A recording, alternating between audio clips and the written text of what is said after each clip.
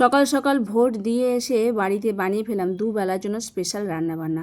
রাধে রাধে বন্ধুরা, কেমন আছো সবাই? আশা করি সবাই ভালো আছো, সুস্থ আছো। সকালবেলা থেকে ব্লগটা শুরু করছি। সকালবেলা একদম শাড়ি পরে রেডি হয়ে গেছি, একদমই সকালবেলা। তো ফার্স্টেই আমরা চলে যাবো, আজকে আমাদের এখানে ভোট আছে। তো আমি আর প্রভুজি যাব, সেই জন্য প্রভুজি জামা কাপড় পরছে, আমি এখানে মাথা ব্যথা আছড়ে একবারে গেছিলাম। বেশিক্ষণ সময় লাগেনি, বাইকে করেই গেছিলাম।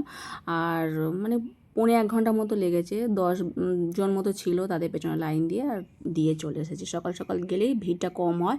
এসে একেবারে আটা ময়দা মেখে নিলাম একসাথে, কারণ আজকে প্রভুজি বলে লুচি করতে, ছুটিও আছে তাই। আর দুধ বার করে গেছিলাম, মানে যাওয়ার আগেই দুধটা বরফ হয়ে গেছিলো, তাই বার করে রেখেছিলাম। ওটা দিয়ে আজকে করছি সিমইয়ের পায়েস। কাজু কিশমিশ দিয়ে দিলাম, সিমইটা ভাজাই ছিল সেটা দিয়ে দিলাম, খুব তাড়াতাড়ি হয়ে যাবে। আর আগের দিন এই যেহেতু ভোট আছে বলি, আগের দিন আমি কাবলি ছোলার তরকারি করে রেখেছিলাম, তো সেটাকে আলাদা করে রেখেছিলাম। তো ভগবানকে এই সিমই দিয়ে দেবো, আর আমরা কাবলি ছোলার তরকারিটা প্রসাদ পাবো। তো এই জন্যই করে রেখেছিলাম, যাতে সকালবেলা তাড়াতাড়ি হয়ে যায়। আর ছুটি বলে একটু স্পেশাল কিছু করার ইচ্ছাই হয়েছিল, তো ভেবেই রেখেছিলাম। তো যাই হোক, সকাল সকাল তাড়াতাড়ি ভোটটা দেওয়া হয়ে গেছে, একদিকে সুবিধা হয়, নইলে ওই চিন্তা থাকে। আমরা প্রতিবারই যখনই ভোট দিতে যাই ভোরবেলায় চলে যাই, যাতে তাড়াতাড়ি হয়ে যায়।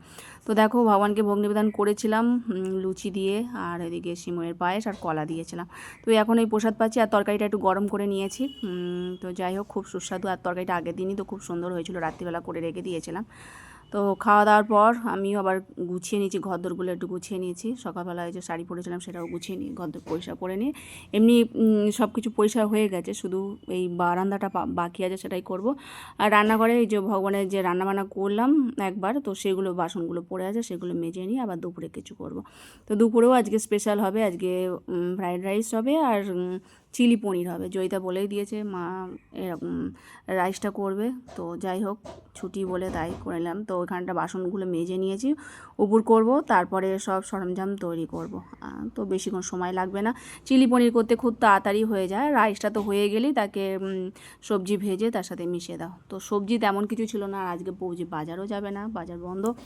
তো সেই জন্য আলু ছিল, ক্যাপসিকাম ছিল, আর একটু কাজু কিশমিশ আর কাঁচা লঙ্কা একটু চিড়ে ওর মধ্যে দিয়ে দিলাম। পুরোটা ভেজে নিয়ে তারপর মশলা দিয়ে অন্যের সাথে মাখিয়ে নেবো। অন্যটা এখনও হয়নি, কিন্তু ওই সবজিটা ভেজে রাখছি, সবার শেষে অন্যটা করব। আর তাহলে গরম গরম থাকবে।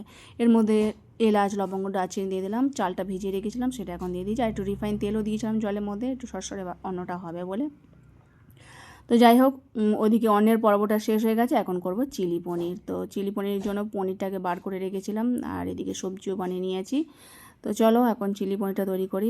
এই যে, আর এর মধ্যে এখন কর্নফ্লাওয়ারের গুঁড়ো আর একটু লবণ মিশিয়ে ভালো করে পনিরটাকে ভেজে নেবো। আর ওদিকে ক্যাপসিকাম, বেশি করে কাঁচা লঙ্কা আর দুটো বড় বড় টমেটো কুচিয়ে রেখে দিয়েছি, সেটাকে পরে করছি। আগে পনিরগুলো ছাঁকা তেলে ভেজে নেবো। কড়াতে সর্ষের তেল দিয়েছি, ভালো করে কর্নফ্লাওয়ার গুঁড়োটা মাখিয়ে নিয়েছি এপিট ওপিট করে। এখন ছাঁকা তেলে এদিক ওদিক করে ভেজে নিয়ে তারপর ক্যাপসিকাম, আগে কাঁচা লঙ্কাটা দেবো, কাঁচা লঙ্কা দিয়ে টমেটো দিয়ে তারপর লবণ দিয়ে একটু ভাজা ভাজা করে নিয়ে তারপর ক্যাপসিকামটা শেষে দেবো।